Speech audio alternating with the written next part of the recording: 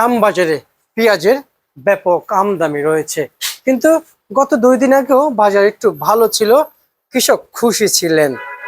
আমরা অবস্থান করছি মেসার্স আলমাস ট্রেডার্স থেকে, প্রিয় দর্শক। এবং বর্তমান শ্যামবাজারে আপনারা দেখতে পাচ্ছেন পেঁয়াজ কি পরিমাণ আমদানি রয়েছে। এই শ্যামবাজারে পেঁয়াজ প্রতি কেজি মূল্য দিয়ে কত বিক্রি করছেন এবং ব্যবসায়ীদের সাথে যুক্ত হতে চাই আজকে বাজার আপডেট নিয়ে। আসসালামু আলাইকুম। ওয়ালাইকুম আসসালাম। কেমন আছেন? আলহামদুলিল্লাহ ভালো। আপনাদের বেচা বিক্রি আজকে কেমন ছিল? বেচা বিক্রি মোটামুটি আলহামদুলিল্লাহ ভালো হয়েছে। শ্যামবাজারে পেঁয়াজের দাম আজকে বাড়ছে না কমছে? কমছে। আচ্ছা, আপনার নাম কি ভাই? মোহাম্মদ আলী। মোহাম্মদ আলী, শ্যামবাজার থেকে। জি। আচ্ছা, আজকে আমদানির যে হার রয়েছে, কি পরিমাণ আমদানি রয়েছে আজকে? আলহামদুলিল্লাহ মোটামুটি আমদানি হয়েছে, অনেক আমদানি হয়েছে। আর কালকে থেকে আজকে কি চাহিদা কম না বেশি ছিল? না, গতকালের আজকে চাহিদা একটু বেশি ছিল। আচ্ছা আচ্ছা আচ্ছা। শ্যামবাজারে যে ব্যবসা করছেন, জি, অবশ্যই তো বুঝে শুনে ব্যবসা করছেন। অবশ্যই, যে কখন কি লাগবে, কখন কি বিক্রি হবে, জি, এবং পেঁয়াজ কি পরিমাণ আমদানি হওয়া লাগবে, তাই না? জি। আচ্ছা, আজকের এই শ্যামবাজারে এই যে সবসাগর পেঁয়াজ, মুড়িকাটা পেঁয়াজ, হালি পেঁয়াজ, আর কি কি পেঁয়াজ আসে? হালি পেঁয়াজ আছে, মুড়িকাটা আছে, সুখসাগর আছে, নাসিক পেঁয়াজ আছে। হ্যাঁ, এগুলি আছে। হ্যাঁ ভাই, একটু সরকারের বিষয়তে কথা বলতে চাই।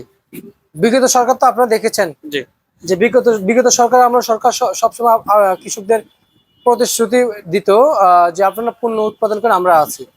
আর এখন তো তারেক রহমান আছে, উনি তো কাউকে প্রতিশ্রুতি দিচ্ছেন না যে আপনারা উৎপাদন করেন, আমরা আছি।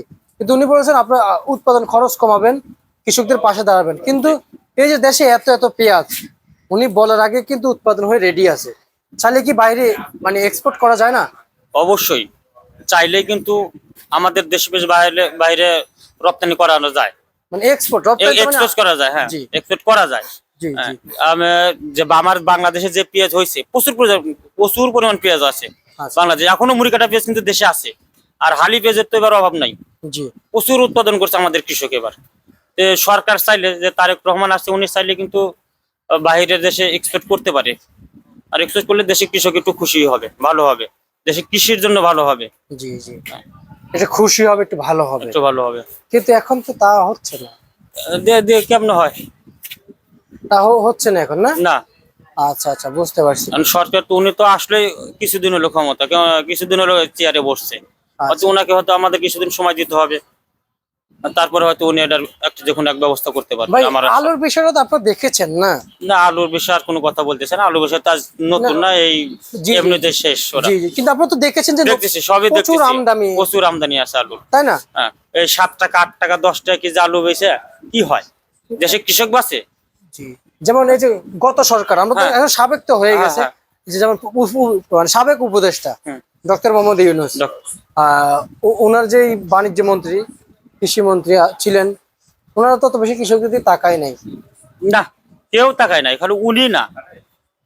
বিগত বছরে যে সরকারি আসুক, আওয়ামী লীগ সরকার ছিল, এখন এই যে উপদেষ্টা যারা ছিল, কেউ কৃষকের দিকে তাকায় নাই না, কেউ না।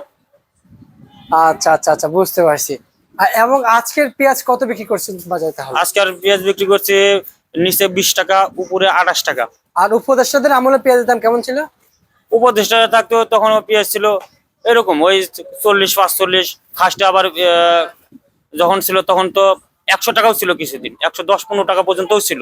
কিন্তু কমতে কমতে কমতে কমতে কমতে কমতে পেঁয়াজ এসে টেকলো কত, কিছুদিন আগে আমি 16 টাকা পর্যন্ত পেঁয়াজ বেচছি। আচ্ছা আচ্ছা আচ্ছা, বুঝতে পারছি।